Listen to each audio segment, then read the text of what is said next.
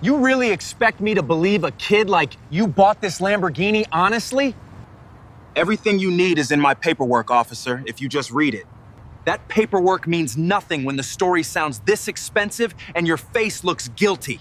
He snatched the registration, glanced once, and let the crowd see his smile. I'm telling you, the title, insurance, and payment records all match my name. The officer shoved him against the hood as phones rose around the pumps. Turn around slowly before I add resisting to whatever mess you already made. He stayed silent, hands visible, eyes steady. The officer had no idea he was handcuffing the youngest self-made millionaire in the state. Before continuing, comment where in the world you are watching from, and make sure to subscribe because tomorrow's story is one you can't miss. The bright green Lamborghini purred to a stop at pump number 4. Cairo Vance turned off the engine and stepped out into the warm afternoon sun. He wore a simple denim jacket over a black shirt and dark jeans. Nothing fancy, nothing flashy except the car itself. The gas station buzzed with normal afternoon traffic. Families filled their tanks. Construction workers grabbed cold drinks. Kids pressed their faces against car windows while parents pumped gas. Then the whispers started. "Look at that car. Is that real? No way that kid owns that." Cairo pulled out his credit card and slid it into the pump. He had done this 1,000 times, but today felt different. Today, eyes followed his every move. A teenage girl pointed her phone at him. The camera lens caught the sunlight as she filmed. Her friend giggled and whispered something Cairo could not hear. An older man in work boots shook his head and muttered to his wife. "Probably Daddy's money," someone said behind him. Cairo kept his face calm. He had learned long ago that showing anger only made things worse. He squeezed the gas handle and watched the numbers climb on the pump display. More phones appeared, more stares. The crowd grew thicker around him. A woman in a business suit walked closer. "Excuse me, but is that your car?" "Yes, ma'am," Cairo replied politely.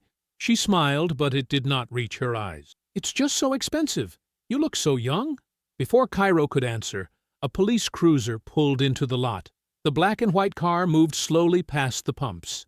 Blue and red lights sat dark on the roof, but Cairo felt their weight anyway. The patrol car stopped near the air pump. 2 officers got out. Officer Wade Merrick walked with heavy steps, his chest pushed out like he owned the whole gas station. His partner, Sergeant Nolan Briggs, moved quieter, but watched everything with sharp eyes. Merrick headed straight for Cairo. His hand rested on his belt, fingers drumming near his radio. "Hey!" Merrick called out. His voice cut through the crowd noise. "You!" Cairo set the gas pump back in its holder. The tank was full. He turned to face the officer with his hands visible. "Yes, officer? How'd you get this car?" Merrick's tone made it sound like an accusation, not a question. The crowd pressed closer. Phones recorded everything. Cairo felt the weight of dozens of eyes on his back. "I bought it, sir." Cairo reached slowly into his jacket. "I have all the paperwork." He pulled out his wallet with careful movement. No sudden motions, no quick gestures. He had been taught this lesson early. Cairo handed over his driver's license, insurance card, and registration. His fingers stayed steady even though his heart beat faster. Merrick took the documents but barely looked at them. He held them like they were trash. "Registration looks fake to me," Merrick said loud enough for everyone to hear. "Officer, that registration is real. The car is legally mine." Briggs walked around the Lamborghini. He wrote down the license plate number and spoke into his radio. His voice was too quiet for Cairo to catch the words. The crowd whispered louder now. Some people laughed. Others shook their heads like they had expected this all along. "Where do you work?" Merrick demanded. "I own a tech company, sir." Merrick snorted. "Sure you do, kid." Cairo kept his hands at his sides. He knew better than to argue with a badge, but the officer's disbelief stung like salt in an open wound. "The insurance is current," Cairo said calmly. "The registration shows clear title. Everything is legal." Briggs finished his radio call and walked back to Merrick. He leaned close and whispered something that made Merrick's eyes narrow. "Step away from the vehicle," Merrick ordered. Cairo took 3 steps back. His denim jacket hung loose on his shoulders. He looked younger than his 18 years, smaller than the officers, less threatening than anyone in the crowd. But that did not matter to Merrick. The officer stepped closer, his face twisted with suspicion. and something darker. He reached out and grabbed Cairo's arm with rough fingers. "Nice stolen Lambo," Merrick said loudly enough for the whole gas station to hear. Merrick's grip tightened around Cairo's arm like a steel trap. His thick fingers pressed into the young man's jacket, hard enough to leave marks. The crowd formed a loose circle around them, phones held high to capture every second. "That vehicle is mine, officer," Cairo said, his voice steady despite the pain shooting up his arm. "Check the registration before you touch me again." Merrick's laugh was harsh and ugly. "This registration?" He waved the paper in the air like it was a joke. "Kid, I've seen better fake documents from teenagers trying to buy beer." "It's not fake." Cairo's words came out calm and clear. "Run the VIN through your system. Check the title history. Everything will match. Don't tell me how to do my job, boy." The word hung in the air like poison. Several people in the crowd shifted uncomfortably. A mother pulled her child closer to her side. Briggs walked up with his radio still crackling. His face looked serious as he spoke quietly to Merrick.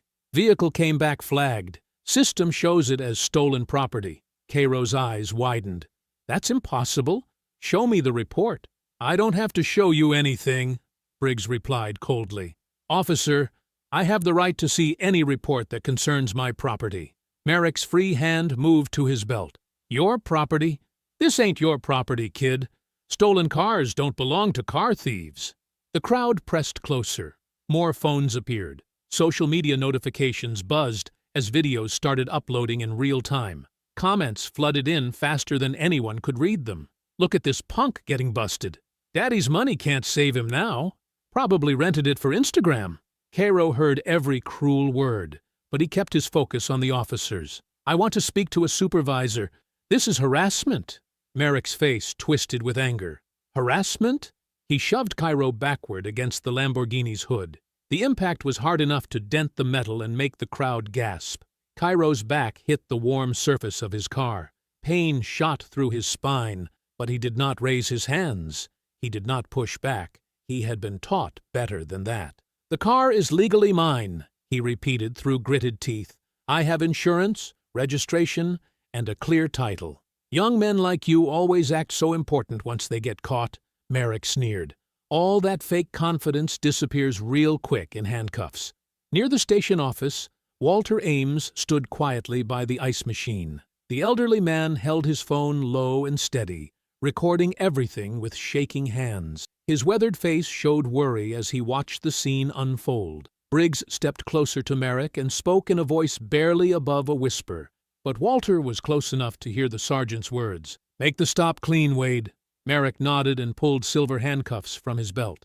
The metal clinked as he opened them with practiced movements. "Turn around," Merrick ordered. "Officer, please check the paperwork properly first." "I said turn around." Cairo slowly faced his Lamborghini. The bright green paint reflected his face back at him.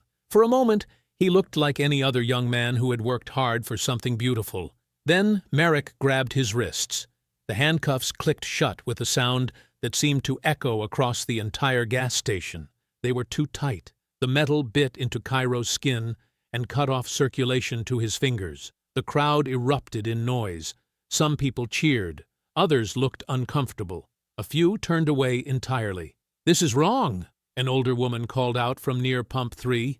"Mind your business, lady," Merrick snapped back. Cairo stood beside his car with his hands locked behind his back. The Lamborghini that had taken him 3 years to earn now felt like evidence of some crime he had not committed. Briggs walked back to the patrol car and returned with yellow police tape.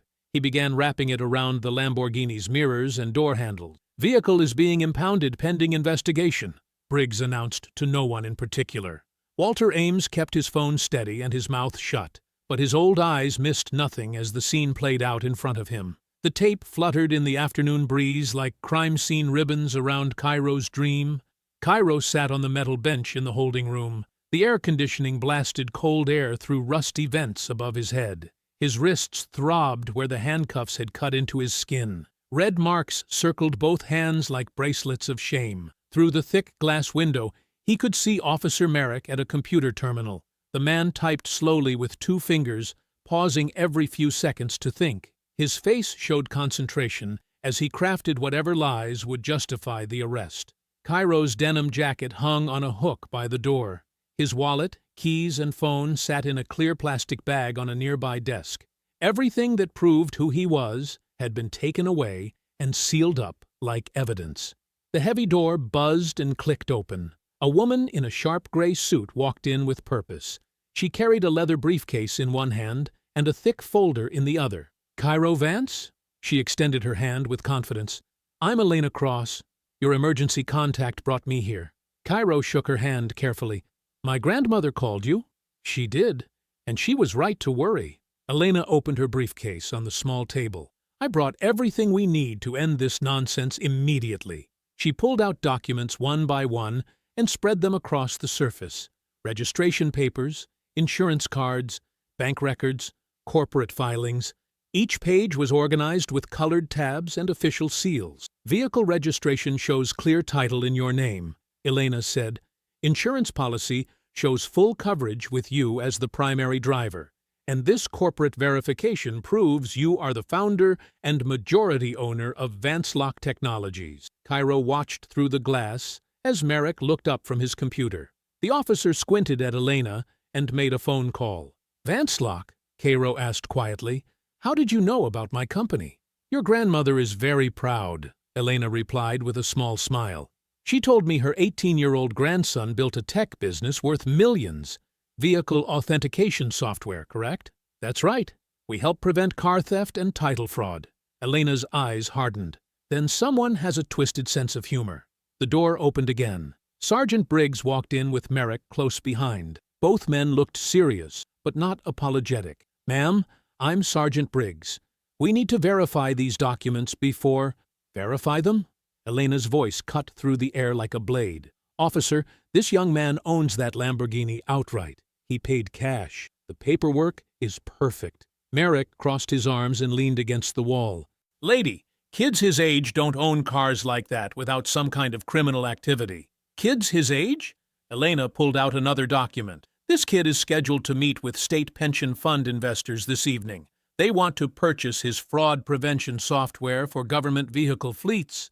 Merrick's confident expression faltered. "State investors? $5 million contract," Elena continued. "The meeting was supposed to start 2 hours ago." Briggs stepped forward and studied the papers more carefully. His face grew pale as he read through the corporate documents and saw official state letterhead on the investor correspondence. "This cannot be real," Merrick said, but his voice had lost its earlier certainty. "It's real," Elena replied, "and now we need to discuss why a respected young businessman was handcuffed beside his own car based on what appears to be false information." Briggs looked at Merrick with cold eyes. The sergeant's jaw tightened as he realized the magnitude of their mistake. "Release him," Briggs ordered quietly. "But the stolen vehicle report—" "Release him now." Merrick unlocked Cairo's handcuffs without making eye contact. The metal came away from his wrists with relief. Cairo rubbed the sore spots and flexed his fingers to restore circulation. "We apologize for any inconvenience," Briggs said in a flat, official tone. Elena gathered the documents back into neat stacks. "Inconvenience? You arrested an innocent man in public and impounded his legally owned vehicle. The car will be released immediately," Briggs replied. As Elena organized the paperwork, Cairo noticed something strange. One document caught his attention, a copy of the stolen vehicle alert that had triggered his arrest. The timestamp showed 2:47 p.m. Cairo checked his watch. He had been arrested at 3:27 p.m. "Elena," he said quietly, "look at this." She studied the alert timestamp and compared it to the arrest report. Her experienced eyes widened with recognition. "The stolen vehicle report was created only 40 minutes before your arrest," she said in a whisper. Cairo felt ice form in his stomach. "What does that mean?" Elena looked directly into his eyes. Her voice was steady but chilling. "It means someone didn't mistake you for a thief, Cairo. Someone targeted you." The glass doors of the police station slid open as Cairo and Elena stepped into the cool evening air. The sun had disappeared behind the horizon, leaving streaks of orange and purple across the darkening sky. Cairo pulled his phone from his jacket pocket and immediately felt his heart sink. 47 missed calls, hundreds of text messages, social media notifications filling his entire screen with angry red dots. "What is it?" Elena asked, noticing his expression. Cairo scrolled through the flood of notifications. His hands began to shake as he read message after message of hate and mockery. People he had never met were calling him a fraud, a criminal, a wannabe rich kid who finally got caught. "They filmed it," he whispered. "The whole arrest. It's everywhere." Elena moved closer to look at his screen. A local news video had already been shared thousands of times. The headline made Cairo's stomach turn. "Young man arrested in luxury car theft investigation." The footage showed him in handcuffs beside the bright green Lamborghini.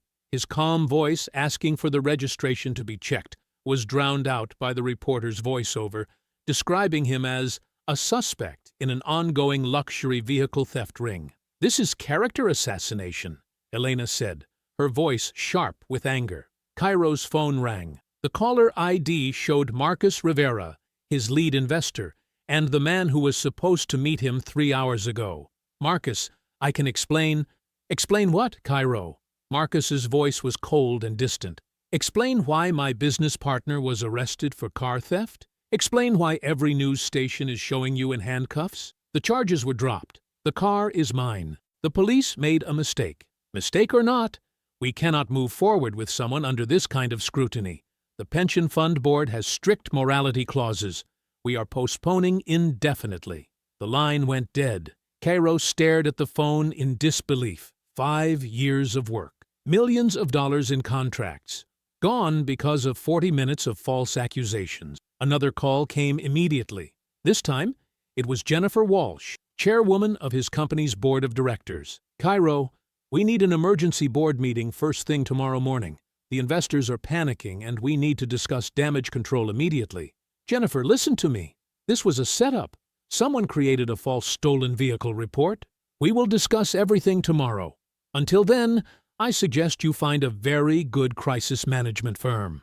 As Cairo hung up, his mind began working through the timeline. Only 3 people had known his exact route to the investor meeting today: his assistant Sarah, his grandmother Ruth, and Victor Harlan. Victor Harlan, owner of Harlan Premier Motors, and the man who had tried to purchase Vancelock Technologies 6 months earlier. Cairo had rejected the offer after his software detected suspicious title transfers linked to Harlan's dealership network, vehicle identification numbers that did not match, auction records with gaps, insurance claims that seemed manufactured. Harlan had not taken the rejection well. He had called Cairo naive, told him he was making powerful enemies, said that young entrepreneurs needed experienced partners to survive in the real business world. "You look like you are putting pieces together," Elena observed. "There was a dealership owner who wanted to buy my company, Victor Harlan. When I refused, he made some threats about my reputation." "What kind of threats?" Cairo's phone buzzed with another call. This time it was Ruth, his grandmother. Her name on the screen made him answer immediately. "Grandma?" "Cairo, baby. I just saw the news." Ruth's voice was thick with tears. "They arrested you just like they arrested your father. Oh, God, it is happening all over again." Cairo felt his chest tighten.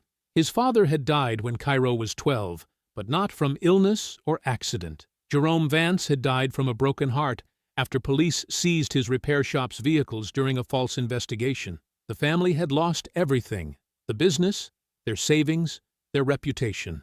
Jerome never recovered from watching people treat him like a criminal. "Grandma, this is different. I have lawyers. I have proof." "Your father had proof, too," Ruth whispered. "But they did not care about proof. They cared about making an example." The pieces clicked together in Cairo's mind with horrible clarity. The timing was not coincidental. Someone had known about his investor meeting. Someone had wanted him arrested publicly, right before the biggest deal of his life closed. Someone had wanted to trigger the morality clauses and destroy his reputation. Victor Harlan had the connections. Victor Harlan had the motive. And Victor Harlan had the resources to create false police reports. Cairo ended the call with his grandmother and looked directly at Elena. His voice was steady, but filled with quiet determination. "I know who did this," he said, "and I am going to prove it." Elena nodded. "Then we better get started, because whoever set this up is not going to stop here." Cairo stared back at the police station where Officers Merrick and Briggs were probably finishing their paperwork. completely unaware they had been used as weapons in someone else's war. "I will prove who created that false alert," Cairo said quietly, "and when I do, everyone involved will face the consequences." The morning sun cast long shadows across the city impound yard as Cairo and Elena walked through the chain-link gates. The smell of motor oil and rusted metal hung heavy in the air. Rows of seized vehicles stretched across the cracked asphalt lot like a graveyard of dreams. Cairo spotted his bright green Lamborghini immediately. It sat beneath a flickering fluorescent light, surrounded by dented sedans and abandoned pickup trucks. Even here, among the forgotten cars, it looked impossibly out of place. "There it is," Elena said, adjusting her briefcase strap. "Let's get the digital logs and get out of here." But as they approached the impound office, two familiar figures stepped out of a patrol car. Officer Wade Merrick and Sergeant Nolan Briggs walked toward them with the confident swagger of men who owned the ground they walked on. "Well, look who came crawling back," Merrick said, his voice dripping with satisfaction. "The famous car thief himself." Cairo kept his expression neutral. "Officer Merrick, Sergeant Briggs, I'm here to retrieve my legally owned vehicle." Briggs held up a thick manila folder. "I'm afraid that won't be possible. This vehicle remains evidence in an ongoing investigation." Elena stepped forward. "What investigation? The charges were dropped yesterday." "New charges," Briggs said smoothly. "After reviewing Officer Merrick's report more carefully, we've identified several concerning behaviors that warrant further examination." He opened the folder and began reading in an official monotone. Subject appeared agitated and combative during lawful detention. Subject refused to provide clear explanation for vehicle ownership. Subject displayed suspicious knowledge of police procedure, inconsistent with innocent civilian behavior. Cairo felt his jaw tighten. Every word was a lie. But instead of arguing, he pulled out his phone and began taking pictures. The folder, the badge numbers, the time stamp on his screen, the license plates of both patrol cars. "What are you doing?" Merrick demanded. "Documenting," Cairo said calmly, taking pictures of public officials performing their duties in a public space. Perfectly legal. Briggs closed the folder quickly, but not before Cairo captured an image of his signature at the bottom of the false report. "You need to stop that right now." "Actually, he doesn't," Elena said. "First Amendment protections are quite clear on this matter." An older man in coveralls emerged from the impound office. His name tag read Frank Martinez, clerk. He looked nervous, glancing between the officers and Cairo like he wanted to disappear. "Frank, process the evidence, hold paperwork," Briggs ordered. Frank hesitated. "Actually, there's something you should know about cars held here too long. Sometimes the system gets confused. Vehicles get transferred to auction before owners can retrieve them. Happens more than it should." The warning was subtle but clear. Frank was trying to help without openly defying the officers. Cairo photographed the impound yard's posted rules and regulations. Then he noticed something that made his blood run cold. On the towing receipt taped to his windshield was a company name, Metro Recovery Services. He had seen that name before, in his grandmother's box of old documents, the same company that had towed vehicles from his father's repair shop 15 years ago. "Elena," he said quietly, pointing to the receipt, "look at the towing company." She read the name and her expression hardened. "Metro Recovery Services. I've heard of them. They work closely with certain dealerships on vehicle transfers." Merrick was growing impatient. "Are you two done playing detective? The car stays here until we say otherwise." Cairo took one final photograph, the entire scene with his Lamborghini, the officers, and the Metro Recovery receipt all in frame. The digital timestamp would prove when and where this conversation occurred. "We'll be back with a court order," Elena announced. "You do that," Briggs replied, "but I wouldn't get my hopes up. Evidence has a way of becoming unavailable when cases get complicated." As they walked back toward the gate, Frank Martinez appeared beside them, pretending to inspect a nearby vehicle. "Kid," he said quietly, not looking directly at Cairo, "your car won't last the week if you don't move fast. The transfer paperwork is already being processed." Cairo nodded his thanks. As they reached Elena's car, he pulled out his phone and called his grandmother. "Ruth, I need you to find those old papers from Dad's case, especially anything with Metro Recovery Services on it." "Why, baby? What's happening? The same people who took Dad's shop are trying to take my car. But this time, I'm going to stop them. The front door of Ruth Vance's small home opened before Cairo could knock. His grandmother stood there in her faded blue house dress, her silver hair pulled back in a neat bun. The worry lines around her eyes had deepened since yesterday.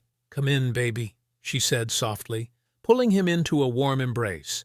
"I've got everything ready." The kitchen smelled like coffee and old paper. On the small wooden table sat a cardboard storage box, its corners soft with age. Ruth had already removed the dusty lid, revealing stacks of yellowed documents arranged in careful piles. Cairo sat down in the same chair he'd used for homework 20 years ago.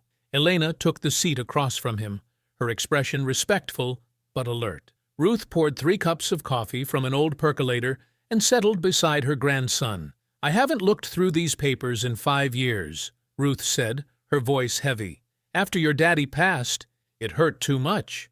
But last night, I stayed up reading every single page." She reached into the box and pulled out a thick manila envelope. "Start with these, the seizure notices." Cairo opened the envelope carefully. The first document was stamped with the city seal and dated 15 years ago. "Notice of vehicle impoundment, Vance Auto Repair." Below that, a list of 12 cars and trucks taken from his father's lot. "They said the vehicles were stolen," Ruth explained. "Said your daddy was running some kind of chop shop, but every single car on that list had proper paperwork. Customers had dropped them off for brake jobs, transmission work, simple repairs." Elena leaned forward. "What was the basis for the seizure?" Ruth pulled out another document. "Anonymous tip. Someone called and said stolen vehicles were being dismantled at the shop. Police arrived with a warrant and towed everything. Your daddy showed them the work orders, the customer contracts, the repair receipts. They didn't care." Cairo studied the seizure warrant. At the bottom, in neat handwriting, was a signature. "N. Briggs, Officer number 247. His hands tightened on the paper. "Nolan Briggs." "The same man who supervised your arrest," Ruth said quietly. The next document made Cairo's stomach twist. It was a handwritten letter from his father to the police chief, dated 2 weeks after the seizure. The writing was desperate, pleading. "Chief Morrison, I am begging you to look at the evidence again. These were legitimate customer vehicles. I have 30 years of clean business records. My reputation is everything I have built. Please do not let one false report destroy my family's name." Ruth's voice cracked. "He wrote 17 letters. To the police, the mayor, the city attorney, the newspaper. Nobody would listen. They said if he was innocent, the courts would sort it out." Cairo found the court documents. His father had tried to fight the seizure legally, but the legal bills mounted faster than he could pay them. The attorney had withdrawn from the case after 6 months of unpaid invoices. "We lost the shop first," Ruth continued. "Couldn't make the mortgage without the income from customer repairs. Then the house. Your mama got sick from the stress, and the medical bills finished what was left." Elena was taking notes.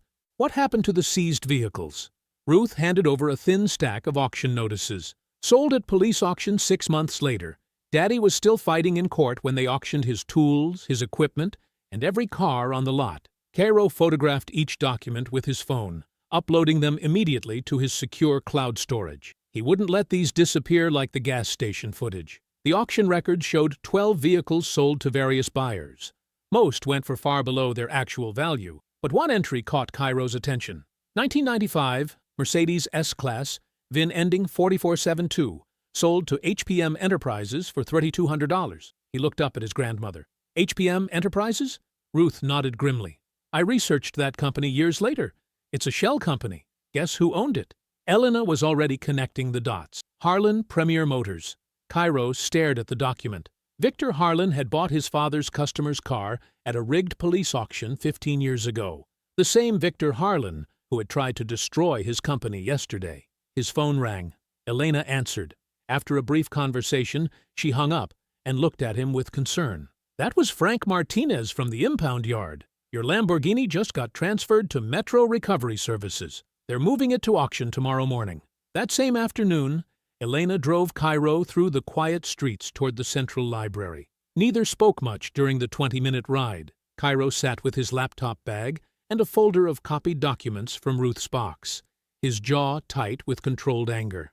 Marla Bennett worked DMV fraud investigation for 32 years, Elena said, as they pulled into the library parking lot. She tried to blow the whistle on title laundering schemes multiple times. Management buried her reports and forced her into early retirement. They walked through the library's main entrance, past families reading picture books, and students hunched over textbooks. Elena led him to a small meeting room in the back corner, where a woman in her 60s sat at a round table surrounded by manila folders and a thick binder.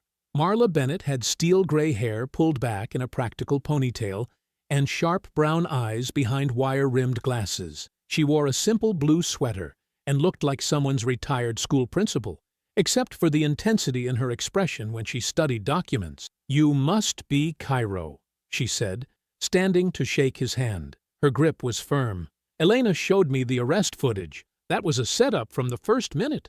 Cairo sat across from her and pulled out his phone. "I have the stolen vehicle alert they used to justify the arrest." Marla took the phone and studied the screen carefully. Her face darkened as she read. "This is a Code 47 alert. That's restricted access." "What does that mean?" Cairo asked. "Regular patrol officers can run VIN checks and see if a car is reported stolen," Marla explained. "But they cannot create new theft alerts in the system. Code 47 requires either detective-level access or licensed dealership partnership credentials." Elena leaned forward. "So either a detective flagged the car or someone at a dealership did it." "Exactly. And look at this timestamp." Marla pointed to the screen. "This alert was generated at 11:23 a.m. What time did the officers approach you?" Cairo checked his phone records. "I called my insurance company at 11:51, so the arrest happened maybe 10 minutes before that." Marla's expression grew grimmer. "Someone created a false stolen vehicle report 18 minutes before you were arrested.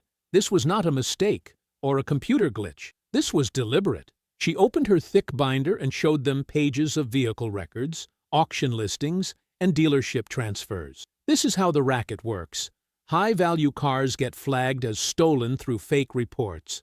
Police seize them during traffic stops or searches. The cars sit in impound for months while paperwork gets shuffled around. Meanwhile, someone files quiet title change requests using shell companies." Cairo studied the complex web of transfers Marla had mapped out. "Then what happens?" "Police auction," Marla said. "But the auctions are rigged. The same shell companies bid low amounts and win the cars. Then they transfer ownership to connected dealerships, who resell them at full market value to unsuspecting buyers." Elena was taking notes rapidly. "The stolen vehicle reports disappear from the system? They get marked as resolved through recovery or owner restitution," Marla confirmed. "Makes everything look clean on paper." Cairo opened his laptop and launched his Vancelock software. The screen filled with vehicle identification tools, database search functions, and data analysis modules. "I can cross-reference VIN histories with insurance claims, impound records, and dealership sales," he said. "If this is really a pattern, the data will show it." He started with his own Lamborghini, entering the VIN and pulling up its complete history. The car showed clean ownership until yesterday, when the false stolen report appeared. "Now, let me check similar vehicles," Cairo muttered, his fingers moving quickly across the keyboard. He searched for other high-end cars that had been flagged as stolen in the past year, then recovered through police action. The results appeared in a spreadsheet format, showing dates, locations, and final dispositions. "Here," he said, pointing at the screen. 15 luxury vehicles reported stolen, recovered by police, and sold at auction in the past 18 months. Marla studied the data. "Look at the auction buyers." The pattern was clear. 7 different company names had purchased the vehicles, but when Cairo ran the business registrations, they all traced back to the same business address. HPM Enterprises, Harlan Premium Holdings, Metro Auto Solutions, Cairo read, all registered to 1247 Commerce Drive. Elena pulled out her phone and searched the address. "That's Victor Harlan's main dealership location." Cairo's search expanded. He pulled insurance claim data for vehicles reported stolen but never recovered. He cross-referenced impound lot records. He tracked VIN histories through state registration databases. The software worked methodically, turning scattered data points into clear patterns. Cairo felt his emotional rage cooling into something more dangerous, precise, documented anger. "Marla," he said quietly, "how long has this been going on?" She opened another folder. "I tried to investigate similar patterns 12 years ago, found evidence of systematic title fraud, phantom stolen vehicle reports, and auction manipulation. I wrote a 40-page report with documented proof." "What happened to the report?" Marla's face hardened. "My supervisor said I was seeing patterns that didn't exist. Said I was becoming paranoid and needed to focus on simple DMV violations instead of conspiracy theories. 6 months later, they offered me early retirement. But you kept investigating on your own," Elena guessed. "I kept watching. Every few years, I'd notice another cluster of suspicious vehicle transfers. Same methods, same shell companies, same auction patterns. But I learned to be more careful about who I trusted." Cairo's software chimed with new results. 5 vehicles flagged as particularly suspicious based on ownership transfer patterns, auction pricing, and geographic clustering. These cars all got flagged as stolen, seized by police, sold at auction to shell companies, then resold through Harlan's dealership network, he said. Marla leaned over to look at the screen. Her face went white. "Cairo," she said slowly, "that 1995 Mercedes at the bottom of the list." He looked at the VIN ending in 4472, the same car from Ruth's auction documents. "That belonged to a customer at my father's shop," Cairo said. "Mrs. Patterson brought it in for brake work the day before the seizure. The software showed the car's complete journey. Seized from Vance Auto Repair, sold at police auction to HPM Enterprises, retitled through shell transfers, then resold through Harlan Premier Motors for $28,000 3 months later." Marla's warning came quietly but urgently. "Cairo, men like Briggs do not just cover their tracks. When evidence threatens them, they destroy witnesses." Cairo's phone buzzed at 7:43 p.m. Unknown number. He almost ignored it. "Hello? Mr. Vance?" The voice was elderly, nervous. "This is Walter Ames. I work at the gas station where they arrested you." Cairo sat up straight. "Mr. Ames, what can I do for you?" "I need to talk to you. In person. Not over the phone." Walter's voice dropped to a whisper. "I have something you need to see. Something about what really happened." "Where?" "You know the old Murphy's Diner on Elm Street? The one that's been closed for 2 years? Meet me behind it in an hour. Come alone, but maybe bring that lawyer lady if you trust her." The line went dead. Cairo immediately called Elena and Marla. They agreed to meet him at the diner, each taking different routes to avoid being followed. The abandoned diner sat in darkness, its broken neon sign casting fractured shadows across the empty parking lot. Cairo parked his rental car behind the building, where a single streetlight flickered weakly. Walter emerged from the shadows like a ghost. The old man looked around nervously before approaching. "Mr. Ames," Cairo said, "thank you for calling." "Don't thank me yet." Walter's hands shook as he pulled a small device from his jacket pocket. "This is a backup security drive from the gas station." Elena and Marla arrived within minutes of each other. Walter studied them carefully before continuing. "The owner told everyone the cameras malfunctioned that day," Walter said. "That's a lie. I've been running those security systems for 8 years. Nothing malfunctioned." He held up the drive. "I made a backup copy before they wiped the main system. This has everything from that morning." Elena stepped forward. "You saved the footage of the arrest?" "Not just the arrest, the whole thing. From when Mr. Vance pulled up until after they drove him away." Walter's voice grew stronger. "I watched those officers ignore his paperwork. I watched them refuse to check his documents properly." Cairo felt hope rising in his chest for the first time in days. "Can we see it?"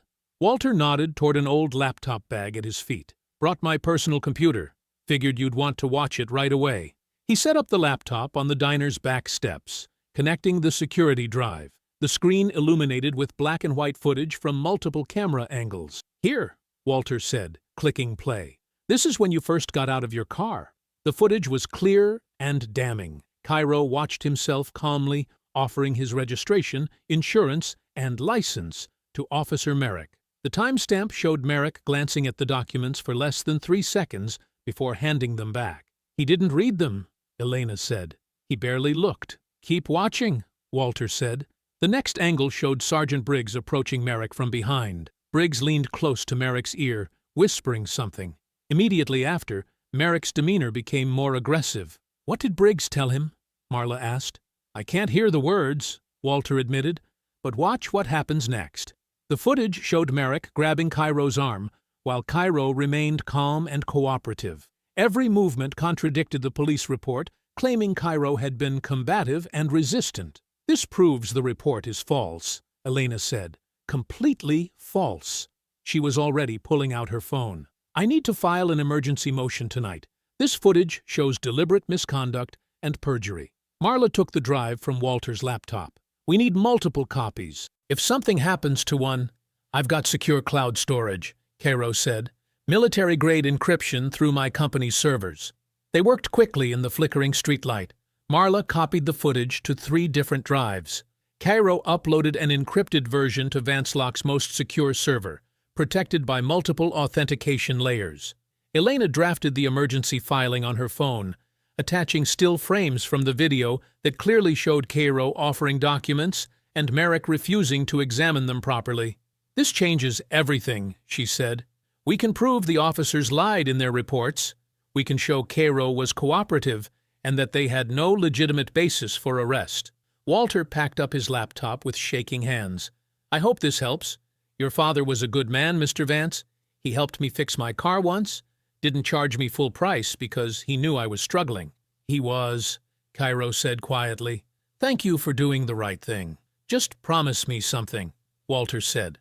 "When this goes public, when people see what really happened, remember that there are good people who work at that gas station too. Don't let us all get painted with the same brush." "I promise." Walter disappeared back into the shadows, leaving Cairo, Elena, and Marla standing beside the abandoned diner. For the first time since his arrest, Cairo felt the weight of injustice beginning to lift. The public narrative could be reversed. The truth had teeth now. 2 hours later, Walter Ames was awakened by heavy knocking on his apartment door. Through his peephole, he saw 3 police officers with handcuffs ready. "Walter Ames, you're under arrest for tampering with evidence." Cairo stared at the television screen in Elena's office, watching his world collapse in real time. Sergeant Nolan Briggs stood confidently behind a podium outside police headquarters, his uniform crisp and his expression grave. "After a thorough investigation, we have discovered evidence suggesting Mr. Cairo Vance may be involved in a sophisticated fraud scheme," Briggs announced to the gathered reporters. "We are now examining falsified vehicle records, questionable financial transactions, and possible obstruction of justice." The cameras flashed as Briggs continued his performance. "This young man has portrayed himself as a victim, but our investigation reveals a pattern of deception that goes far beyond one incident." Cairo's hands clenched into fists. "Every word is a lie." Elena placed a steadying hand on his shoulder. "We have the footage. The truth will come out." "Will it?" Cairo asked bitterly. "Look at this circus." Victor Harlan stepped up to the microphone next, wearing an expensive navy suit and a concerned expression that made Cairo's stomach turn. The dealership owner looked like the perfect businessman, respectable, trustworthy, and deeply worried about justice. "I want to speak for the real victims here," Harlan said smoothly. "Legitimate car owners who've had their vehicles stolen, young entrepreneurs who work honestly to build their businesses. This fraud investigation shows that wealth obtained through deception hurts everyone in our community." The reporters ate it up. Questions flew about Cairo's alleged criminal network and fraudulent documentation. Not one person asked about the gas station footage or the timing of the stolen vehicle alert. Cairo's phone buzzed with an incoming call. Vancelock's board chairman. "Mr. Vance, I'm calling with difficult news," the chairman said without preamble. "The board has voted to suspend you from all company operations pending the outcome of this investigation." "This is exactly what they wanted," Cairo said. "Don't you see that? We have no choice. Our reputation is at stake. The fraud allegations are too serious to ignore." The call ended. Immediately, another call came through from Cairo's primary investor. "Cairo, I'm sorry, but we're withdrawing our funding commitment," the investor said. "The morality clause in our contract gives us the right to exit based on criminal allegations." "I haven't been charged with anything." The investigation is enough. My partners are spooked. We can't be associated with this kind of controversy. Within minutes, Cairo received automated notifications that his business accounts had been frozen pending a financial review triggered by the fraud investigation. Years of work, millions in legitimate earnings, all locked away because Briggs had learned to weaponize paperwork. Elena was already drafting responses, but Cairo could see the frustration in her movements. "They're moving fast," she said. "Too fast. This is coordinated." The office phone rang. Elena answered and immediately handed it to Cairo. "It's your grandmother." Ruth's voice was shaking. "Cairo, you need to come home right now. Someone broke into my house. Are you hurt?" "No, baby, I'm fine. I was at the grocery store, but they tore the place apart. They went through everything." Cairo and Elena raced across town to Ruth's small house. The front door had been forced open, the wood splintered around the lock. Inside, furniture was overturned, and drawers had been emptied across the floor. Ruth stood in the middle of the chaos, her hands trembling but her back straight. "They didn't take my jewelry, didn't touch my purse, even left the cash in my kitchen jar." Cairo surveyed the damage. The television, computer, and other valuables sat untouched. But Ruth's bedroom had been thoroughly searched, with papers scattered everywhere. "The box," Ruth said quietly, "the one with your father's documents. It's gone." Elena knelt beside an overturned filing cabinet. "They were looking for specific papers. This wasn't random." Cairo helped his grandmother to her chair, his mind racing. The original court documents, seizure records, and auction receipts that connected Briggs to his father's case had all been in that box. Evidence that could have proven the pattern of corruption stretching back decades. "How did they know?" Ruth asked. "How did they know what I had?" The realization hit Cairo like ice water. Briggs and Harlan weren't just trying to destroy his reputation. They were eliminating evidence of their past crimes, and they were willing to terrorize an elderly woman to do it. He stood in his grandmother's damaged living room, surrounded by the wreckage of a deliberate attack, and understood with crystal clarity that these men were close enough to hurt his family. The system wasn't just fighting back. It was coming for everyone he loved. The Vance Lock testing garage sat in darkness when Cairo pulled up at midnight. He had deliberately avoided his main office building, knowing Briggs probably had someone watching it. But this private lab, tucked behind an industrial complex on the other side of town, remained his sanctuary. Elena and Marla were already waiting inside when he unlocked the reinforced door. The space looked more like a high-tech cave than a garage, with computer workstations surrounding a central lift where various vehicles sat in different stages of testing. "This better be worth the risk," Elena said, glancing around nervously. "If they catch us here after the break-in at Ruth's house—" "It's worth it," Cairo interrupted, walking directly to the bright green Lamborghini parked in the center bay. "Everything we need is right here." Marla followed him to the car, her experienced eyes scanning the pristine exterior. "You said you had proof. What kind of proof?" Cairo knelt beside the driver's door and ran his fingers along the edge of the dashboard. With a soft click, a hidden panel slid open, revealing a compact electronic device no larger than a smartphone. "Authentication module," he said, carefully disconnecting the device. "I've been testing it for months. It's designed to detect VIN cloning, title fraud, and unauthorized database access." Elena leaned closer. "You've been running surveillance on your own car?" "Not surveillance. Documentation." Cairo carried the module to his workstation and connected it to his computer. "After I started investigating Harlan Premier Motors, I noticed suspicious scan attempts on high-end vehicles. Someone was copying VIN numbers and creating false alerts to trigger seizures." The computer screen filled with encrypted data logs as Cairo's fingers flew across the keyboard. Marla pulled up a chair beside him, her fraud investigator instincts taking over. "Show me the timeline," she said. "Start with the day they arrested you." Cairo filtered the data to display activity from the morning of his arrest. 3 distinct entries appeared on screen, each time-stamped and logged with system identification codes. "Here," Cairo pointed to the first entry. 8:47 a.m. A dealership terminal accessed my VIN number and triggered a stolen vehicle alert. Look at the terminal ID. Elena read the code aloud. HPM 3301. "What does that mean?" "Harlan Premier Motors, Terminal 3, Marla said grimly. I recognize their system codes from my DMV days. The second entry appeared 43 minutes later. 9:30 a.m. A police patrol system accessed the same alert and modified the status from unverified report to confirmed stolen. Cairo highlighted the patrol unit identifier.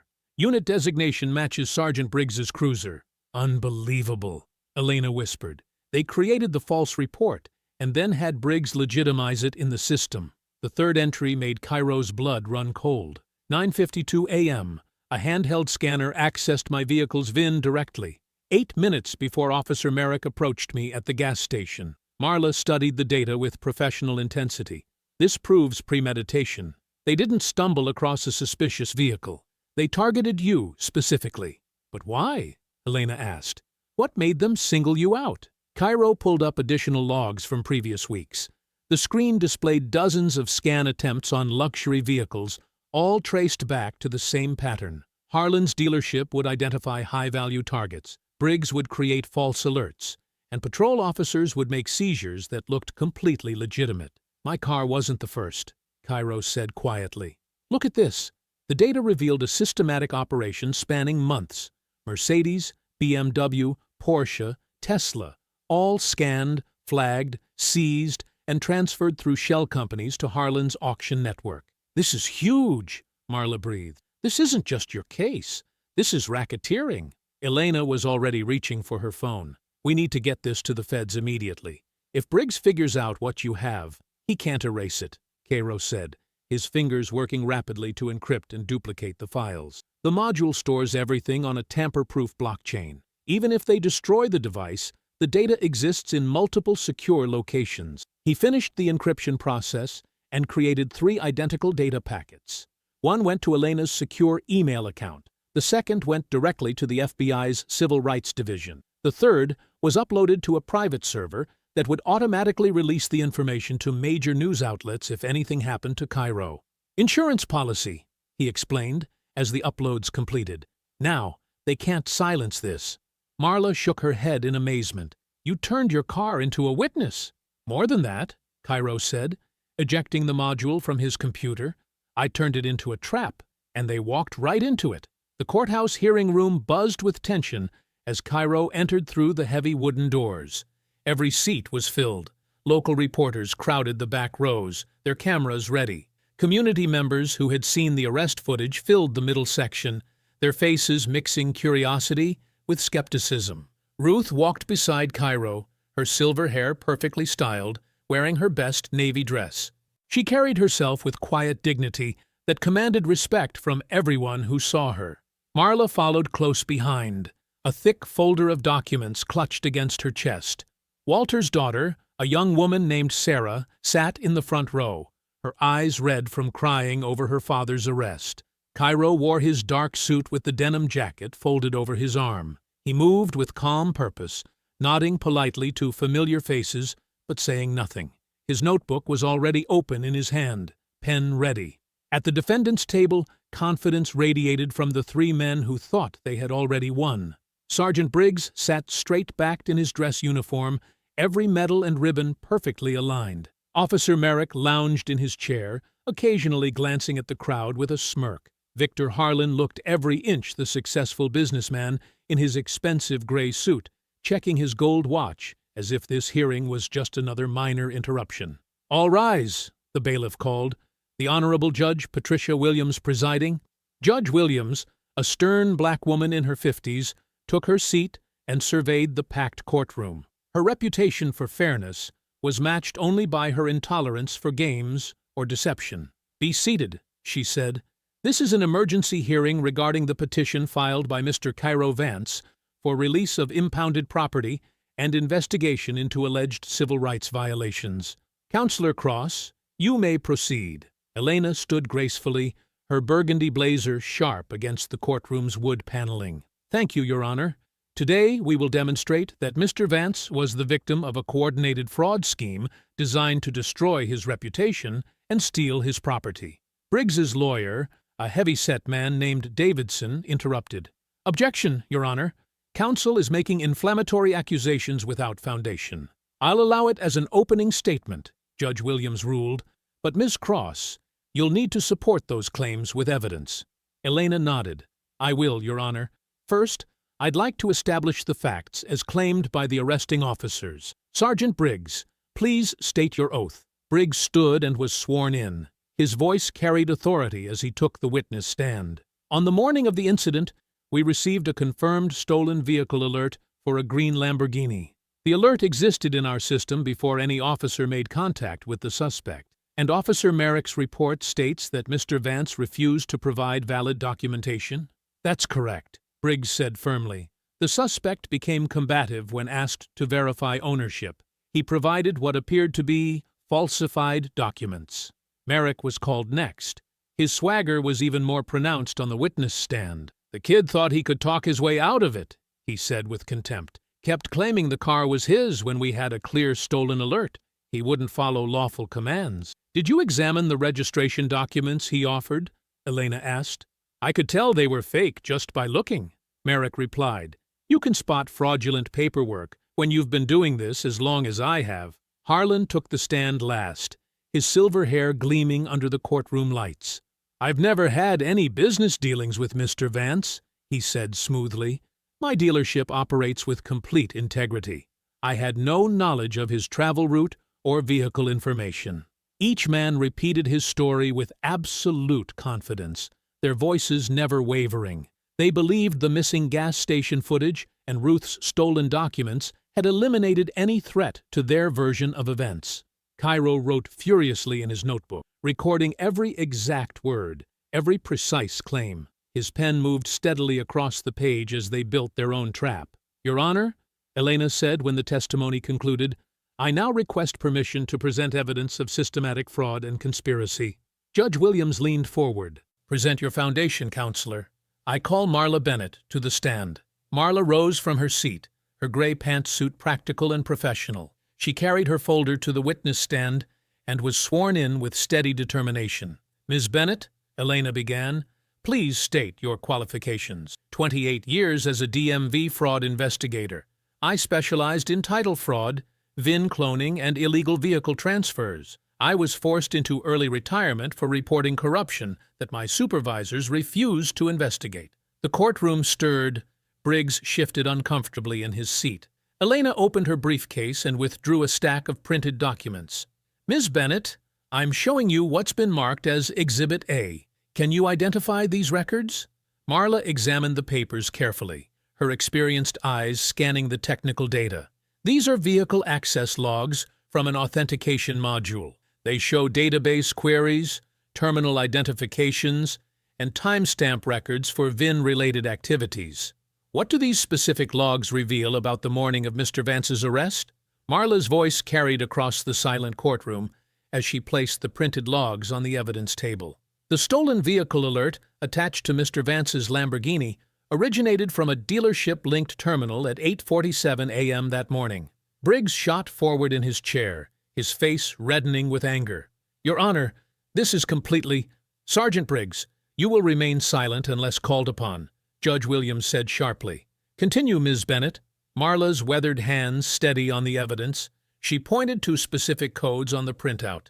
This alert used a restricted classification that only law enforcement and certified dealership partners can access. Regular stolen car reports use different codes. This one was flagged as priority recovery with immediate impound authorization. Elena stepped closer to the witness stand. What does that designation mean? It bypasses normal verification procedures. Officers are instructed to seize first and verify later. It's supposed to be used only for confirmed federal cases or violent felonies involving vehicles. And Mr. Vance's case involved neither? Absolutely not. This was fraud, pure and simple. Harlan's attorney, a thin man in an expensive gray suit, stood abruptly. Objection. This witness is speculating about system procedures outside her expertise. I supervised these systems for nearly 3 decades, Marla replied coldly before the judge could respond. I wrote half the training manuals these officers claim to follow. Judge Williams nodded. Overruled. Continue, Ms. Bennett. Marla lifted another document from her folder. The alert originated from terminal HM773 which is registered to Harlan Premier Motors. The same terminal accessed Mr. Vance's vehicle registration 36 hours before the arrest. Someone was tracking his movements. The courtroom erupted in whispers. Harlan's face had gone ashen, his polished confidence cracking like ice under pressure. Elena returned to her table and lifted a small digital device. "Your Honor, I'd like to play audio and video evidence recovered from the gas station security system." Davidson jumped to his feet. "Your Honor, we were told that footage was destroyed." "Backup systems exist," Elena replied smoothly. "Mr. Walter Ames preserved the evidence before the primary system was tampered with." The courtroom's overhead screen flickered to life. The gas station footage played with crystal clarity, showing Cairo calmly approaching the pump in his green Lamborghini. The timestamp read 9:23 a.m. The crowd watched as Merrick and Briggs arrived, their patrol cars positioning to block Cairo's exit. The audio was clear as Cairo offered his registration papers. "That vehicle is mine, officer. Here's my registration and insurance." Merrick's voice carried across the silent courtroom. "I don't need to look at fake papers, kid. Officer, please check the documents before... Turn around and put your hands behind your back." But the most damaging moment came when Briggs leaned close to Merrick's ear. The microphone picked up every word. "Make it look clean. No questions about the paperwork." Merrick's face drained of color. His hands gripped the defendant's table so hard his knuckles turned white. Harlan whispered urgently to his attorney, who stood immediately. "Your Honor, we request an immediate recess to review this new evidence." "Motion denied," Judge Williams said firmly. "Ms. Cross, call your next witness." Elena's voice rang with quiet triumph. "I call Mr. Cairo Vance." Cairo stood and walked to the witness stand with measured steps. He wore the same dark suit from his arrest day, but now he carried himself like the successful businessman he was. His voice was calm and clear as he was sworn in. "Mr. Vance," Elena began, "please explain to the court what technology was installed in your vehicle." Cairo faced the courtroom directly, speaking to the judge and gallery in language anyone could understand. "My company develops vehicle authentication systems. Think of it like a security camera, but for digital activity. The prototype module in my Lamborghini records, every time someone tries to access the car's identification through databases, scanners, or remote queries." "And what did your module record on the morning of your arrest?" Cairo pulled out a tablet and connected it to the courtroom's display system. At 8:47 a.m., someone at Harlan Premier Motors created the stolen vehicle alert. At 8:52 a.m., Sergeant Briggs accessed my vehicle record from his patrol terminal. At 9:15 a.m., Officer Merrick's scanner attempted to override the legitimate registration. The screen showed a detailed timeline, each digital fingerprint marked with timestamps and terminal identifications. "The most important detail," Cairo continued, "is that after my arrest, Sergeant Briggs accessed the stolen alert file again at 11:33 a.m. and changed the classification from unverified report to confirmed theft. He tried to make his false arrest look justified after the fact." The courtroom fell into stunned silence. Briggs sat frozen, sweat beading on his forehead. Judge Williams leaned forward, his voice carrying the weight of absolute authority. "I hereby order the immediate preservation of all police department, impound facility, and dealership records related to this case. No files are to be altered, deleted, or transferred."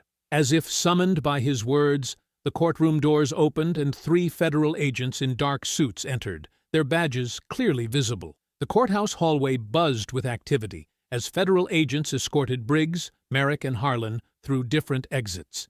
Cairo sat on a wooden bench beside Ruth, watching the chaos unfold with the same measured calm he'd maintained throughout his testimony. Ruth's weathered hands trembled slightly as she clutched her purse. "I never thought I'd see this day, baby. Your daddy would be so proud." Cairo reached over and covered her hands with his own. "We're not done yet, Grandma. This is just the beginning." Elena approached from the courtroom, her expression a mix of satisfaction and concern. "The federal team wants to interview you both separately. They're moving fast on this." "Good," Cairo said simply. "The faster they move, the less time these people have to hide evidence." A tall federal investigator with graying temples emerged from a side office and walked directly toward them. Special Agent Rebecca Torres carried a thick folder under her arm, her face grave. "Mr. Vance," "Mrs. Vance," she said, extending her badge. "I'm Agent Torres with the FBI's Public Corruption Unit. We need to discuss some findings from our preliminary records review." Ruth straightened in her seat, her voice steady despite her age. "What did you find?" Agent Torres sat across from them, opening the folder carefully. "We've been reviewing archived seizure records from 12 years ago. The case involving Marcus Vance's repair shop." Cairo felt his grandmother's hand tighten around his. The name hung in the air like a weight. "Your father's business was targeted in what was called a stolen vehicle investigation," Torres continued. 12 cars were seized from his lot under suspicion of title fraud. The seizure order was signed by then-Officer Nolan Briggs. Ruth's voice came out as a whisper. "They said Marcus was selling stolen cars. They said he was a criminal." "The cars were legitimate," Torres said firmly. "Every single vehicle had clean titles and proper documentation. But the seizure stood because your father couldn't afford the legal fees to challenge it. The vehicles were sold at a police auction 3 months later." Elena leaned forward, her lawyer instincts sharpening. "Who bought them?" Torres flipped through several pages, her expression growing darker. "A shell company called Premier Acquisitions, LLC. The registered owner was listed as V. Harlan." The revelation hit like a physical blow. Cairo felt the blood drain from his face, but his voice remained controlled. "Victor Harlan bought my father's seized cars?" "That's not all," Torres said, her tone becoming more urgent. "The repair shop property your father was leasing had a purchase option clause. He was 3 months away from owning it outright when the seizure happened. Without the cars to repair, he couldn't make the payments." Ruth's breathing became shallow. "They foreclosed. We lost everything." "The property was sold to Premier Holdings LLC 6 months later," Torres continued. "Same owner. Victor Harlan demolished your father's repair shop and built the flagship Harlan Premier Motors dealership on that exact location." The silence stretched for several heartbeats. Cairo stared at the federal agent, processing the magnitude of what she'd revealed. His father hadn't just been falsely accused. He'd been systematically destroyed to build someone else's empire. Ruth made a small sound, halfway between a sob and a gasp. Cairo caught her as she swayed, his arm supporting her frail shoulders. "My son," she whispered. "They killed my son's dreams and built their fortune on his grave." Elena's voice cut through the moment with sharp precision. "Agent Torres, what's the statute of limitations on federal conspiracy charges?" "There isn't one for ongoing criminal enterprises," Torres replied. "And based on what happened to Mr. Vance this week, this conspiracy is very much ongoing." Cairo helped his grandmother sit back up, his eyes never leaving the agent's face. The discipline that had carried him through the arrest, the humiliation, and the legal battle held firm, but something deeper burned behind his calm exterior. "My father died thinking he failed," Cairo said quietly. "He died believing people saw him as a criminal. He was an innocent man destroyed by corrupt officers and their business partners," Torres said. "We have the evidence to prove it now." Ruth wiped her eyes with a tissue, her voice growing stronger. "What happens to Harlan now?" "That depends on how far Mr. Vance wants to pursue this," Torres said, looking directly at Cairo. Elena stood up, her posture radiating determination. "Agent Torres, we're going to need copies of every document you've found, every seizure record, every auction receipt, every property transfer." Cairo rose slowly, helping Ruth to her feet. His voice carried the weight of 12 years of buried pain and the strength of a young man who'd built an empire from nothing. "Ms. Cross," he said, turning to his attorney with absolute certainty, "pursue everything. The arrest, the racket, and my father's stolen legacy. All of it." The courthouse television flickered with breaking news footage as federal vehicles surrounded Harlan Premier Motors, like wolves circling wounded prey. Cairo stood beside Ruth's wheelchair, watching the live broadcast with Elena and Marla flanking them in the small waiting room. "This is Channel 7 News with breaking coverage," the reporter announced over the helicopter noise. "Federal agents are conducting simultaneous raids at Harlan Premier Motors and the police impound facility in connection with what sources are calling a massive vehicle theft and laundering operation." Ruth gripped Cairo's hand as agents in tactical gear streamed through the gleaming showroom doors. The same dealership where Victor Harlan had smiled for charity photos and community awards now crawled with federal investigators carrying evidence boxes. "Look at them scramble," Marla said, her voice carrying decades of satisfaction. She pointed at the screen as dealership employees ran toward back exits, only to find more agents waiting. On television, Agent Torres directed officers toward the computer systems, while others began photographing luxury cars throughout the showroom. A Maserati, a Ferrari, and 3 Mercedes were being tagged as evidence. The reporter's voice crackled through the speakers. Sources confirm that this investigation centers around false vehicle alerts, illegal title transfers, and the wrongful arrest of 18-year-old tech entrepreneur Cairo Vance earlier this week. Elena pulled out her phone as it buzzed with an incoming call. "It's the courthouse. Merrick and Briggs are being arrested right now." Through the waiting room window, they could see the main courthouse hallway, where Officer Wade Merrick stood against the wall, federal agents snapping handcuffs around his wrists.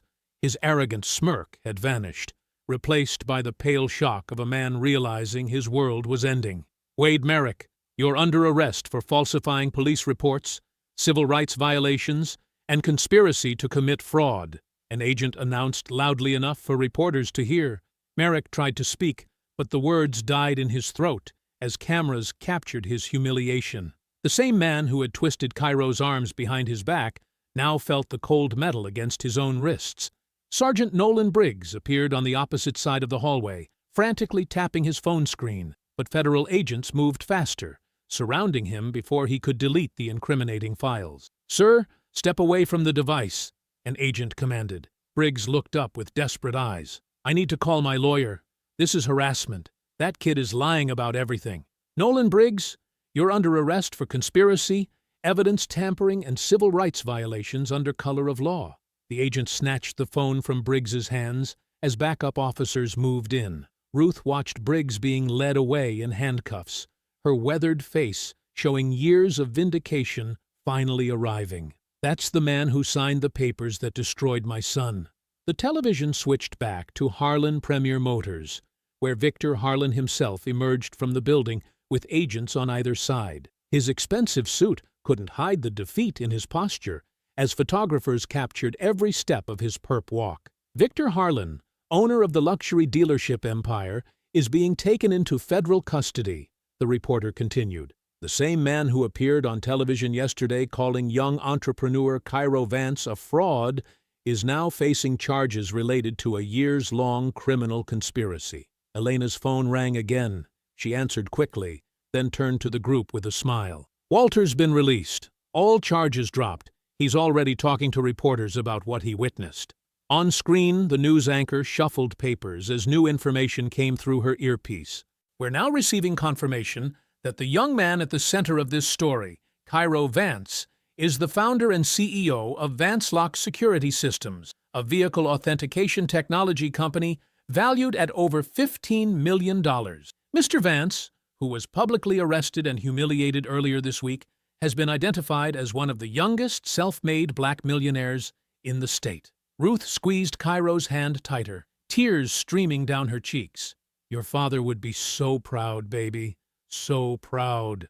The same news station that had painted Cairo as a suspected car thief now scrambled to correct their narrative, calling him an inventor, entrepreneur, and the brilliant young founder who had exposed a criminal network that operated for over a decade. 1 month later, the bright green Lamborghini pulled into the same gas station where everything had started. But this time, Ruth Vance sat in the passenger seat, her hands folded peacefully in her lap, as she watched the familiar scene unfold around them. The parking lot buzzed with quiet activity. A few customers pumped gas while stealing glances at the distinctive car. But the whispers were different now. Instead of suspicious muttering about theft and fake documents, people pointed with genuine admiration and spoke in hushed tones about the young man who had taken down corrupt cops and exposed a criminal network. Cairo stepped out of the car wearing the same denim jacket he'd worn that terrible day, but now it felt like armor instead of a target. He walked around to help Ruth from the passenger side, moving with the calm confidence of someone who had proven his worth to the world. "Same pump," Ruth observed, nodding toward the spot where Officer Merrick had first approached her grandson with accusations and handcuffs.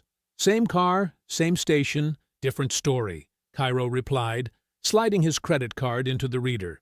The past month had transformed everything. His company, Vance Lock Security Systems, now held a 3-year state contract to install fraud prevention technology across every DMV office and police impound facility in the region. The irony was perfect. The same system that had tried to destroy him now paid him millions to prevent it from happening to others. But Cairo had been selective about his partnerships.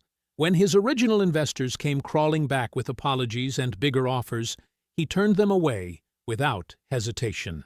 Instead, he rebuilt his board of directors with people who had stood by him. Elena Cross as legal counsel, Marla Bennett as fraud prevention advisor, and 3 community advocates who understood what it meant to fight an unfair system. The court settlement had been substantial. Beyond clearing his name, the judge awarded compensation tied to the fraudulent seizure of his father's property decades earlier. That money, combined with his own resources, had funded something his father would have loved: the Vance Justice Garage. The new facility occupied the exact spot where Marcus Vance's original repair shop had stood before corrupt officers stole it through false seizures. But instead of just fixing cars, the Vance Justice Garage served as a training center where young people learned automotive repair, computer programming, and legal advocacy for drivers facing wrongful accusations. Every morning, teenagers arrived to learn how to code anti-fraud software and understand their rights during police encounters. Every afternoon, falsely accused drivers received free legal consultations from Elena's expanding team of civil rights attorneys. The garage had become a symbol of justice, rebuilt from the ashes of injustice. As Cairo filled his tank, Walter Ames emerged from the gas station convenience store. The elderly employee who had risked everything to preserve the arrest footage now worked as a security consultant, helping other businesses protect evidence from tampering. "Mr. Vance," Walter called out with genuine warmth. "Good to see you back here under better circumstances." "Much better," Cairo agreed, shaking Walter's hand firmly. "How's the new job treating you?" "Can't complain. Installing cameras that actually work this time." Walter glanced at the Lamborghini with appreciation. "That car's become famous around here. People drive by just to see where it all happened." A small crowd had indeed gathered at the edge of the parking lot, but instead of the hostile stares and mocking laughter from before, faces showed respect and curiosity. Parents pointed out the car to their children while explaining how the young man driving it had stood up to bullies with badges and won. Ruth rolled down her window to feel the warm afternoon air. "Your father always said this corner would see justice someday. He just didn't know it would come through his son." Near the air pump, a young boy broke away from his mother's side and approached the Lamborghini with wide eyes. He couldn't have been more than 8 years old, wearing a faded superhero t-shirt and clutching a small toy car in his hands. The boy stared at the bright green paint, the sleek lines, and the impressive wheels before looking up at Cairo with pure wonder. "Mister," the boy said quietly, "is this car really yours?" Cairo smiled and knelt down to the child's eye level, his voice gentle but confident. "It is, and one day, something even better can be yours." If you enjoyed the story, leave a like to support my channel, and subscribe so that you do not miss out on the next one. On the screen, I have picked 2 special stories just for you. Have a wonderful day.